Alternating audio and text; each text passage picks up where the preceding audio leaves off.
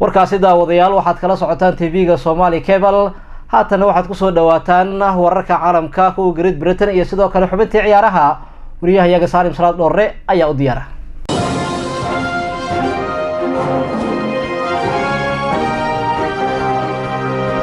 wasaaradda waddankani Britain Theresa May ayaa waxa ay dib ugu soo laabatay magaalada London ee waddankani Ingiriiska iyadoo markaasi booqasho gaaban ku tagtay magaalada Brussels ee waddanka Belgium iyadoo wada hadallo aad u adag la yeelatay madaxda sare ee ururka midoobay ee qaaradan Yurub. Ra'iisul wasaaradda ayaa waxa ay la hadashay saxaafadda waddankani Britain iyadoo shaaca ka qaaday in ay markaasi ay ku heshiiyeen waqti gaaban oo markaasi la siiyay dawladda waddankan Britain in ay ka farxashaan ku jiritaanka ururka midoobay ee qaaradda Yurub. labada waqti oo la kala siiyay ayaa waxa ay kala yihiin 12 bisha Abriil ee sanadkani 2019 iyo 22 bisha May ee sanadkani 2019. dad badan ayaa waxay isweydiinayaan waa maxay labada taariikh ee kala duwan oo dawladda waddankan Britain la siiyay ee ka bixitaanka ururka midoobay ee qaaradda Yurub. haddii aynu soo qaadano taariikhda koobaad oo ah 12 bisha Abriil ayaa waxay ugu tala galeen sitimaanka foodan ugu soo haya ayaa golaha baarlamaanka ee waddankan Britain waxa ay mar kale ay u codeyn doonaan ka bixitaanka ururka midoobay ee qaaradda Yurub article 50 si markaas loo soo afjaro qodobkani bulshada waddankan Britain ay runtii aad iyo aad ay u dhibsadeen. haddii ra'iisul wasaaradda laga guuleysto waa marka saddexaad ee la hordhigayo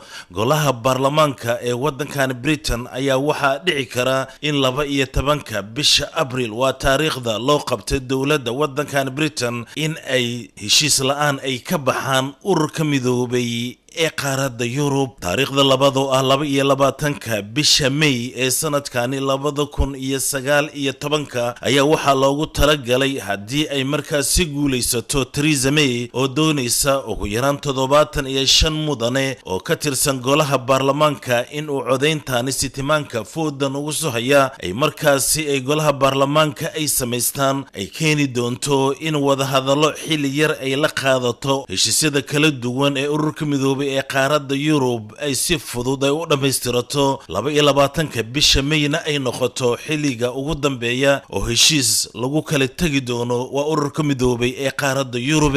sababta ugu weyn ee xilligani loogu qoondeeyay dawladda waddankan Britain ayaa waxa ay tahay 22 ilaa 26 bisha May ee sanadkani 2019 ayaa qaaradda Yurub wadamadooda waxa ka dhici doona doorashooyinka baarlamentary ee qaaradan Yurub. sidaasi darteeda ayaa ra'iisul wasaaradda waddankani Britain waxa ay bilowday durbadiba markay dib ugu soo laabatay in ay shaaca ka qaaday inay u baahan tahay 75 mudane oo ka tirsan golaha baarlamaanka si loo ansixiyo article 50 ee ah qodobka aadka u cakiran ee waddankani Britain geliyay dhibaato dhanka siyaasadda. 23 oo ah maalinta Brito ayaa waxaa la filayaa in waddankani Britain ay ka dhacaan mudaharaadyo siiba magaalada London. mudaharadyadan ayaa waxaa sameynaya qolooyinka doonaya in laga baxo ururka midoobay ee qaaradda Yurub iyo kuwa markaasi ka soo horjeeda oo doonaya in laga sii mid ahaado ururka midoobay ee qaaradan Yurub. ciidamada booliska ayaa waxa ay ku dhawaaqeen in maalinta Birita oo Sabti ah magaalada London qaybo badan oo ka tirsan jidadkooda la xiri doono si ammaanka loo ilaaliyo. sidoo kale 25 bisha Maarso ayaa waxaa la filaya in ay dood aad u culus ay dhaxmarto golaha baarlamaanka ee waddankan Britain iyagoo markaasi dib u eegaya article 50 oo ah midda laba mar looga guuleystay ra'iisul wasaaradda waddankan Britain Theresa May. 26 bisha ayaa waxaa la filayaa in markaasi loo codeeyo article 50 oo la doonayo in la soo afjaro dhibaatada taagan ee waddankan Britain. su'aasha haatan taagan ayaa waxa ay tahay Theresa May oo laba mar laga guulaystay oo ku saabsan article 50geeda habka looga baxayo ururka midoobay ee qaaradda Yurub marka saddexaad ma ku guulaysan doontaa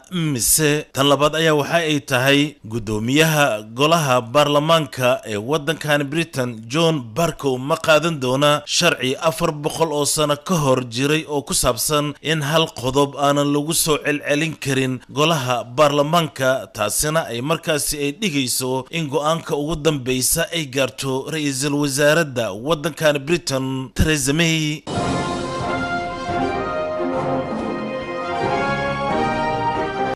waddanka New Zealand ayaa haweenkooda waxay go'aan ay ku gaareen in maanta oo Jimco ah ay ugu magac daraan maalinta xijaabka. haweenka New Zealand oo si wada jir ah go'aankaasi u gaaray ayaa waxa ay xirteen xijaab iyagoo markaas ugu baroor diiqaya kontankii qofood ee muslimiinta ee Jimcadii aynu soo dhaafnay lagu dilay masjid weyn oo ku yaala magaalada Christchurch oo ka tirsan waddanka New Zealand.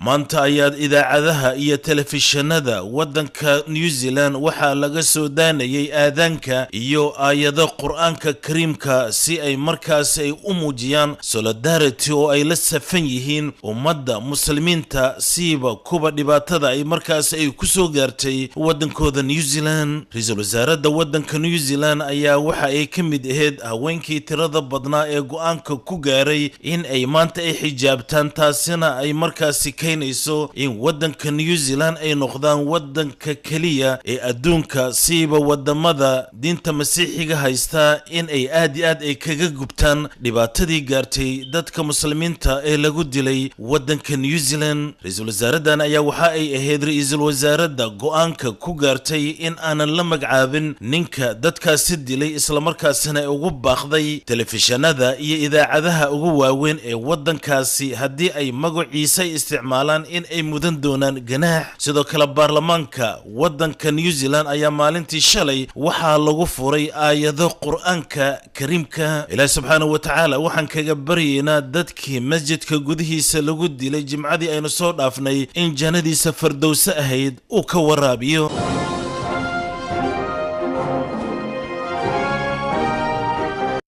ugu yaraan 44 qofood ayaa waxa ay ku geeriyoodeen waddanka Shiinaha kadib markii ay qaraxday warshad lagu sameeyo kiimikada. ciidamada booliska ee waddanka Shiinaha ayaa waxa ay sheegeen in aysan suurtagal aysan noqonin in si degdeg ah markaasi goobtaasi lagu damiyo kadib markii kiimikooyin ee hawada ay galeen loona baahday qolooyinka kiimikada damiya taasina ay keeneen in ay dad badan iyo dhul badan u markaasi ay ku wada gubtaan. waddanka Shiinaha ayaa dhowr mar waxaa ka dhacay dhibaatooyinkani oo kale isla markaasina aad moodo ku badashada warshadaha sameeya kiimikada inay mas'uul ay ka yihiin in qalad yar marka uu dhaco dad badan ay ku laadaan.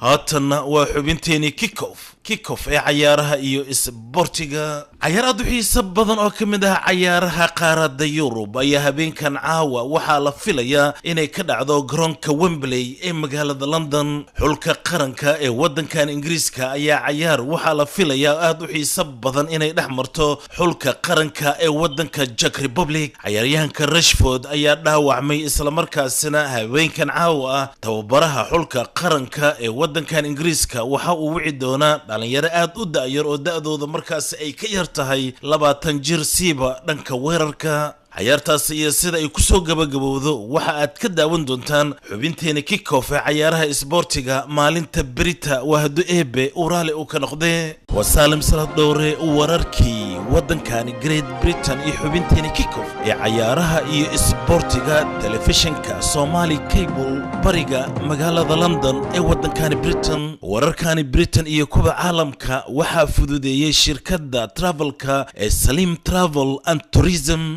haddii aad markaasi doonayso in aad tagto safarada kala duwan ee loo yaqaano baggage-ka mar waliba Salim Travel waxa ay kugu soo dhaweynayaan gacmo furan.